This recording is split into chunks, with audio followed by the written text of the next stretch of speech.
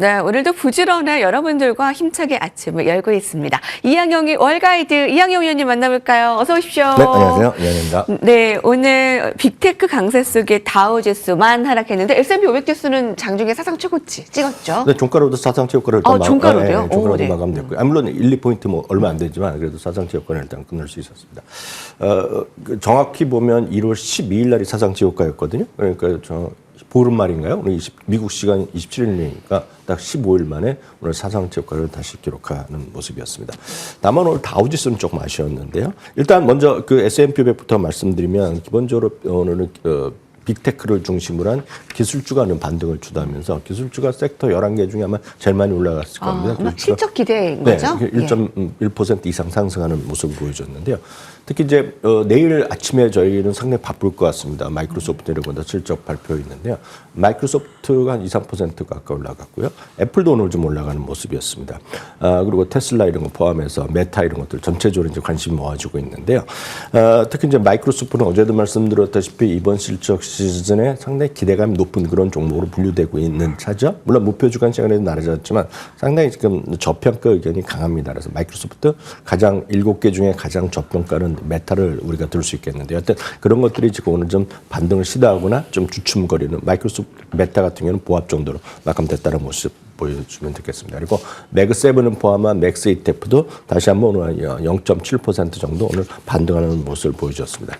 다만 오늘 다우지수는 오늘 하락을 했습니다. 근데 다우지수는 여러분들 참 참고하실 게 있습니다. 다우지수가 떨어진 이유는 유나이티드 헬스 그룹이라는 것 때문입니다. 유나이티드 헬스 그룹은 대표적으로 우리 이제 의료보험회사라 그러는데 오늘 의료보험주들이 전부 다 20% 정도씩 급락을 했습니다. 앞서 보여드렸지만 정부에서 이제 메디케어 지급액을 이제 정부에서 이들한테 돈을 지급하는 부분들이 있는데요. 내년도에 금액을 실제로 동결했습니다. 0.09%가 올라갔으니까 2027년에요. 실제 동결이나 마찬가지잖아요. 그러니까 월가 예상치도 훅 떨어졌기 때문에 보험사 핵심적인 수입원인데 이 부분이 떨어지면서 거의 한 20% 떨어졌습니다. 그럼 도대체 다우지수가 왜 재미없었느냐? S&P 500과 나스닥 그리고 우리나라 코스피, 우리나라 코스닥 이런 건 전부 다 시가총액으로 지수를 구성하거든요. 근데 아시는 분 계시겠지만 다우지수는 달랑 30개 주식에 그냥 쉽게 해서 산술평균이라고 보시면 되겠습니다. 네네. 산술평균으로 30개 따지기 때문에 예를 들어 유나이티드 헬스 그룹이라든가요, 골드만삭스 이런 것들이 떨어지면 워낙 단가가 비싸기 때문에 영향이 떨어집니다. 오늘 전체적으로 420포인트 정도가 다우지수가 떨어졌거든요. 어제 대비. 근데 이런 유나이티드 헬스 그룹 한 종목으로 떨어진 것이 400포인트라고 보시면 되겠습니다. 그래서 실제로 다우지수는 그런 지수 구성의 한계. 그럼 많은 분들이 이거 왜 안 바꾸냐 그러실 수 있는데요. 역사적으로 그렇게 해왔습니다, 지금요. 150년 동안 그렇게 해왔고, 나름대로 역할을 해왔기 때문에 그런 지수의 산정체가 다르다라는 점 이해하시면 좋을 것 같습니다. 네. 다우는 원래 그렇다. 이렇게 30개 종목이 그런 산술 평가. 오늘 유나이티드 헬스케어의 약세로 다우지수를 제외하고는 전반적으로 나쁘지 않은 하루였습니다. 자, 그러면 인사이트 열어볼까요? 오늘도 주요한 여러분들이 또 봐야 되는 업종 살펴봐야 되겠네요. 글로벌 방산에 대한 관심 지속적으로 필요. 그 특정 이슈를 주목하기보다요. 어디로 튈지 모르는 트럼프 시대에 미국 방산주는 관심을 가질 수밖에 없습니다. 그리고 오늘 실적도 좀 많이 나왔고요. 근데 실제로 방산주 하면 옛날에는 방어주 했는데 요새는 완전 인식이 달라졌어요. 고성장주로요. 네, 고성장주라고 이제 저는 여전히 생각을 하고 있는데 거의 이것도 10년째 말씀드리고 있거든요. 이쪽으로요. 근데 많은 분들은 이제 방위산업 하면 그냥 제가 생각하기 약간 아쉬운 것이 생각 자체가 그냥 전쟁만 나면 이런 것좀 생각하는 분이 많이 있습니다. 한국의 방산주도 마찬가지. 베네수엘라 무슨 이슈가 있고 그린랜드가 이슈가 있고 그러면 그런 것들은 관심이 있는데요. 저는 그런 것보다는 장기적으로 꾸준하게 좀 갖고 갔고 관심 가지면 좋을 만한 섹터가 방위산업이라고 저는 개인적으로 좀 믿고 있습니다. 가장 큰 거는 역시 지정학적 요인을 얘기할 수 있겠죠. 그래서 작년 기준으로 보면은요, 전 세계 방위산업, 국방산업의 규모가 2조 한 5천억 달러 정도 됐는데요. 내년에는 이게 3조에서 3조 5천억 달러 얘기를 많이 하고 있습니다. 가장 큰 건 이제 트럼프 대통령의 국방력의 강화도 있겠지만은 유럽이라든가 우리나라 각국 압박을 하면서 유럽도 작년에 이제 합의 본 것은 물론 될지 안 될지 모르겠지만 GDP 5%까지 늘리라 그러면서 유럽 정부가 네. 합의를 했거든요. 네네. 우리나라도 일정 수준 계속 늘린다고 얘기했고 뭐 일본도 마찬가지가 되겠죠. 그러면 가만히 있겠습니까? 전 세계가 이제 올라가는 건데 그럼 여기서 그럼 전쟁 때문에 올라가는 그게 아니라는 겁니다. 왜냐하면 결국 많은 사람들의 인적 자원은 줄어들고 사람의 인력이 줄어들고 있기 때문에 그렇다고 국방력을 줄일 수 없기 때문에 그 국방을 과학 국방으로 가는 겁니다. 첨단 국방으로 가는 거가 되겠고요. 이 국방과 같이 맞물려 들어가는 것이 우주 개발입니다. 우주 개발하는 회사가 바로 국방 산업을 하는 방위 산업을 하는 같은 회사라고 보셔야 되겠습니다. 그렇기 때문에 대부분의 회사가 우리나라도 마찬가지지만 에어로스페이스, 스페이스 자를 영어로 많이 붙이지 않습니까? 다 그런 이유가 있다라고 보셔야 되겠습니다. 네. 그러면 우주 항공 방위 산업이 주가가 그동안 얼마나 올라갔냐? 작년에는 50%나 올라갔습니다. 엄청 많이 올라갔는데요. 10년짜리 그래프를 보면은요, 10년 동안에 연평균 15%가 올라. 이 그림이 19% 올라갔습니다. 이 지수는 누가 개인이 만든 게 아니라 S&P 500의 방위산업 국방 인덱스가 되겠는데 여기 제가 일부러 초록색으로 눈에 크게 뜨는 글씨를 갖고 왔는데요. 19.58이라는 숫자가 뭐냐면 최근 10년 동안의 연평균 수익률입니다. 네. 연평균 20% 올라가는 비즈니스가 어디 있겠습니까? 네. 거의 없거든요. 그래서 많은 분들이 우주 항공 방위 산업의 꾸준한 성장, 아까 말씀드렸다 전쟁만 생각하시면 절대 이거 답이 안 나오고 네. 그렇게 되면 오산이고 그보다는 우주, 과학, 그리고 과학, 국방 이런 거, 현대화 이런 것으로 여러분들 생각해 보시면 좋을 것 같습니다. 한 세 가지 정도로 나눠서 생각하실 수 있겠습니다. 미국의 전통 방위 산업의 강자들이 있습니다. 역시 구조 개편하고 트럼프 대통령이 한쪽에서는 야 너희들 배당 많이 주지 말아라. 뭐 CEO들 월급 많이 비싸다 이런 얘기를 하고 있지만 결국 이들이 사업에 참여해야 되는 겁니다. 그래서 제너럴 다이내믹스, L3 헬스, 노스트록 그루만 등이 또 미국에서 요즘 주목받는 그런 기업이라고 보셔야 되겠고요. 또 하나는 이제 무인 드론이죠. 무인 드론은 이제 민간 그리고 군용 뭐 여러 군데 상업 쪽에서 다 쓰는 거가 되겠는데요. 여기는 이제 많은 분들이 선호하시고 알고 있는 AVAV로 알려져 있죠. 에이로바이러먼트랑 크레이토스 이런 것들이 대표적인 것들이 그런 것들이죠. 그래서 크레이토스 같은 것은 골든돔 이니셔티브로 하면서 또 최근에 또 많이 올라가고 있는 그런 모습이 되겠고 그래서 최근에 보면 엔비디아보다 더 핫한 레드핫 종목이라고 또 분류되기도 하는 것이 예. 크레이토스라고 보시면 좋겠습니다. 예. 또 하나 이제 저희가 직접 우리가 투자하기는 쉽지 않죠. 물론 하려면 하실 수 있겠지만 이제 미국보다는 관심이 떨어지는데 이 두 개는 이제 유럽 주식입니다. BAE 시스템이 하면 유럽 내 최대의 국방 산업이라고 보셔야 돼요. 영국 회사인데요. 잠수함이나 이런 쪽 하는 것이 BAE 시스템이라고 영국 회사입니다. 영국 회사. 다음은 레오나르도는 이름에서 느끼겠지만 뭐 이태리 느낌이 나지 않습니까? 이태리 회사가 되겠고요. 이거는 세계 수준의 글로벌 첨단 수준의 헬리콥터 회사입니다. 그래서 레오나르도, BAE 시스템 같은 것이 해외에 있는 그 유럽에 있는 것들이 되겠고요. 결국 이런 것들 뭐 개별 종목도 좋고 ETF도 좋은데요. 이들의 관전 포인트는 계속 말씀드리지만 단기적인 전쟁 때문에 사고 팔고 이런 거로 하면 전 좀 심하게 말씀드리면 하수가 그런 얘기를 하는 거라고 보셔야 되겠고요. 네네네. 기본적으로 이익 성장이 가속화되고 있다라는 것들, 이익 성장이 계속되고 있다라는 것들. 두 번째는 이제 리스크 요인도 있죠.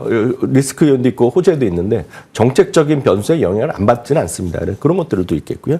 세 번째는 지정학적 노이즈가 어느 정도 있냐 없냐에 따라서 주가는 출렁거릴 수 있겠지만 그런 걸 다 무시하더라도 꾸준하게 성장을 하고 있고 최근 10년 동안 연평균 앞서 보여드렸다시피 20%나 올라갔다는 점에서 본다 그러면 꾸준하게 국방산업 이런 것들, 현대화 이런 것들을 관심 가지시면 좋을 것 같고요. 여기 관련된 ETF는 여러 번 말씀드렸고요. 가장 큰 건 ITA라는 ETF가 있겠고요. 그런 관점에서 우리나라에 관련된 그런 방위산업, 첨단 방위산업 이런 것들도 네. 장기적으로 없는 관심 가지면 좋겠다 이렇게 말씀드릴 수 있겠습니다. 그렇군요. 전쟁으로 이 종목들을 본다? 아, 이건 하수다. 예, 우주항공과 방어 세트로 좀 보시면 되겠고요. 이익 성장이 일단 가속화되고 있습니다. 예, 이유 있는 상승이고요. 자, 이제 관련한 그런 업종 종목들 또 상품들까지 살펴봤습니다. 자, 간밤에 나온 헤드라인 살펴볼까요? 종목들 알아보겠습니다. 네, CNBC가 보도했습니다. 필수 소비재의 화려한 컴백. 25년 만에 최고의 스타트, 새해를 맞이하고 있다라는 필수 소비재라는데 실제로 그 알게 모르게 세상 최고가 종목들이 속출한다면서요? 네, 맞습니다. 필수 소비자면 많은 분들이 저게 뭐냐 생각하실 수 있겠는데요. 가장 쉽게 여러분들 생각하시면 여러분 쉽게 지금 편하게 말씀드리면 저는 이제 안 하지만 담배 회사 있죠? 담배 회사가 필수 소비재입니다. 그리고 또 대표적인 것들이 이제 음료 회사들이 있지 않습니까? 그게 이제 필수 소비재입니다.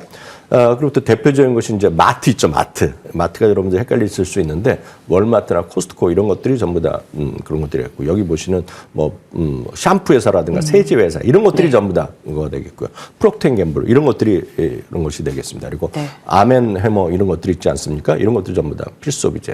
집에서 쓰는 것들 전부 다 매일매일 먹고 쓰는 거 이런 것들이 전부 다 필수 소비재. 이들 종목이 진짜 연초에 효과를 누리고 있다고요? 그러니까요. 제가 말씀드리면 연초 대비 우선 7% 가까이 올라갔거든요. S&P 500을 상회? 그렇죠. S&P 500이 뭐 1, 2%잖아요. 그 연초 대비 지금 S&P 500도 5%포인트나 상회하는 흐름이 나오고 있는데 이렇게 연초에 이렇게 부상하고 있는 것이 21세기 들어서 처음이라고 합니다. 그러니까 그만큼 상당히 강한 흐름을 보여주고 있는데요. 그것은 전통적으로 그동안의 고금리 시장에서 조금씩 좀 안정되는 흐름이 되겠고요. 이게 보면 필소비자가 마저라고 그나마 좀 강했던 것이 2020년, 팬데믹 때 갑자기 떴던 적이 있습니다. 기억하시겠지만 팬데믹 때 보면 우리나라는 그동안 괜찮았지만 미국에 시기에서 화장지가 없어서 화장지를 사재기 했던 거 기억나시지 않습니까? 그리고 세제도 없어서 세제다 사재기.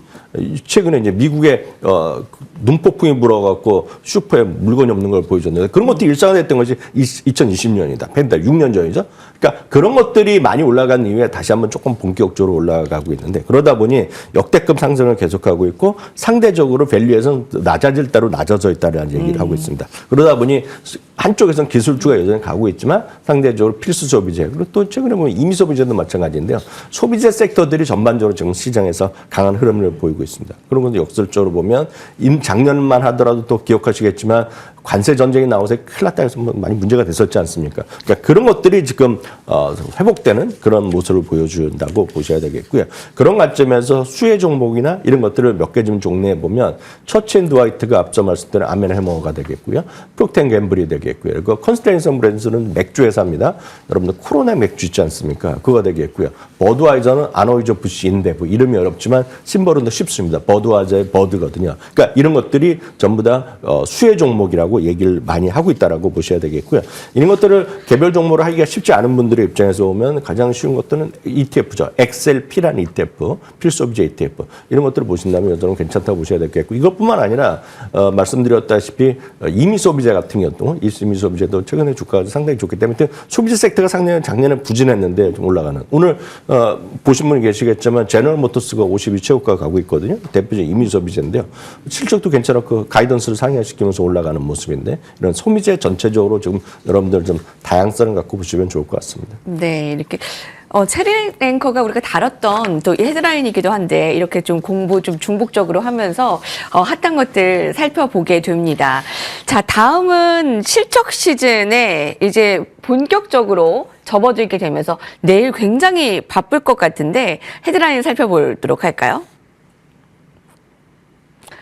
마이크로소프트 등의 이제 실적 이제 내일 출근 더 일찍 해야 되겠네요. 내일 아침 바쁠 것 같네요. 네, 테슬라, 메타 실적. 근데 모건 스탠리에서 실적 발표 상위 기업 몇 개를 꼽았는데 어떤 것들이 꼽았는지 궁금하고 이학용 위원님은 어떤 걸 주요하게 보세요? 네, 이번 실적 시즌에 이제 각 증권사별로 나름대로 실적 시즌에 볼만한 주식들 몇 가지 선정하고 있는데 오늘 이제 포함하는 것은 모건 스탠리입니다. 기준은 이런 거죠. 실적의 눈높이가 자기네 생각보다 좋게 나올 것 같은 것들. 그러면서 목표 주가까지 계류를 있는 것들. 그리고 플러스가 있다 그러면 최근에 글로벌 트렌드에 맞는 것들을 얘기하고 있는데 대표적으로 세 종목을 얘기하고 있습니다. AMD랑 코스트코랑 사우스웨스트를 얘기하고 있는데 이 중에서 AMD는 어찌 보면 인텔의 주가 부진을 그대로 상대방으로 갖고 가는 최대 경쟁자죠. 인텔 아니면 AMD 아닙니까? CPU 같은 경우. 그러니까 인텔의 어려움을 바로 회복할 수 있는 거가 AMD가 되겠죠. 서버 CPU 시장의 폭발 이런 것들에 대해서 제대로 인텔을 못하고 있다는 거 확인해 줬기 때문에